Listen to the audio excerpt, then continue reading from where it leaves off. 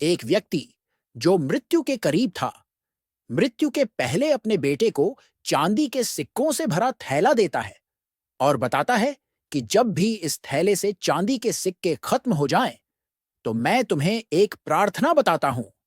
उसे दोहराने से चांदी के सिक्के फिर से भरने लग जाएंगे। उसने बेटे के कान में 4 शब्दों की प्रार्थना कही और वह मर गया। अब बेटा चांदी के सिक्कों से भरा थैला पाकर आनंदित हो उठा और उसे खर्च करने में लग गया। वह थैला इतना बढ़ा था कि उसे खर्च करने में कई साल बीत गए। इस बीच वह प्रार्थना भूल गया। जब थैला खत्म होने को आया, तब उसे याद आया कि अरे, वह 4 शब्दों की प्रार्थना क्या थी। उसने बहुत याद किया, उसे याद ही नहीं आया।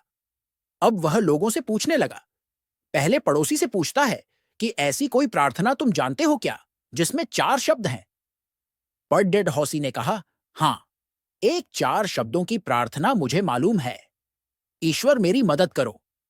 उसने सुना और उसे लगा कि ये वे शब्द नहीं थे, कुछ अलग थे। कुछ सुना होता है तो हमें जाना पहचाना सा लगता है। फिर भी उसने वह शब्द बहुत बार दोहराए, लेकिन चांदी के सिक्के नहीं बढ़े तो वह बहुत दुखी हुआ। फिर एक फादर से मिला। उसने बताया कि ईश्वर तुम महान हो। ये 4 शब्दों की प्रार्थना हो सकती है, मगर इसके दोहराने से भी थैला नहीं भरा। वह एक नेता से मिला। उसने कहा, ईश्वर को वोट दो। यह प्रार्थना भी कारगर साबित नहीं हुई। वह बहुत उदास हुआ। उसने सभी से मिलकर देखा, मगर उसे वह प्रार्थना नहीं मिली जो पिताजी ने बताई थी। वह उदास होकर घर में बैठा हुआ था। तब एक भिखारी उसके दरवाजे पर आया। उसने कहा, सुबह से कुछ नहीं खाया, खाने के लिए कुछ हो तो दो। उस लड्डेचके ने बचा हुआ खाना उस भिखारी को दे दिया। उस भिखारी ने खाना खाकर बर्तन वापस लौटाया और ईश्वर से प्रार्थना की, हे ईश्वर तुम्हारा धन्यवाद। अचानक वह चौंक पड़ा और चिल्लाया कि अरे, यही तो वे 4 शब्द थे। उसने वे शब्द दोहराने शुरू किए, हे ईश्वर तुम्हार धन्यवाद। और उसके सिक्के बढ़ते गए, बढ़ते गए। इस तरह उसका पूरा थैला भर गया। इससे समझे कि जब उसने किसी की मदद की, तब उसे वह मंत्र फिर से मिल गया, हे ईश्वर तुम्हारा धन्यवाद। यही उच्च प्रार्थना है, क्योंकि जिस चीज के प्रति हम धन्यवाद देते हैं, वह चीज बढ़ती है। अगर पैसे के लिए धन्यवाद देते हैं तो पैसा बढ़ता है। प्रेम के लिए धन्यवाद देते हैं तो प्रेम बढ़ता है।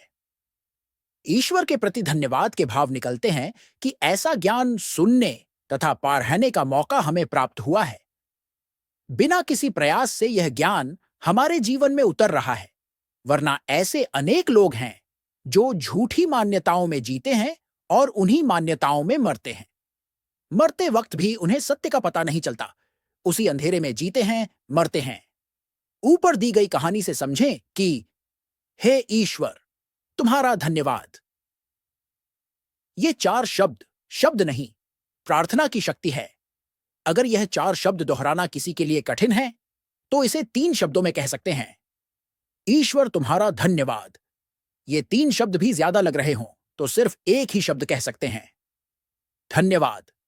आइए हम सब मिलकर एक साथ धन्यवाद दें उस ईश्वर को जिसने हमें मनुष्य जन्म दिया और उसमें दी 2 बातें, पहली सांस का चलना, दूसरी सत्य की प्यास। यही प्यास हमें खोजी से भक्त बनाएगी। भक्ति और प्रार्थना से होगा आनंद, परम आनंद, तेज आनंद।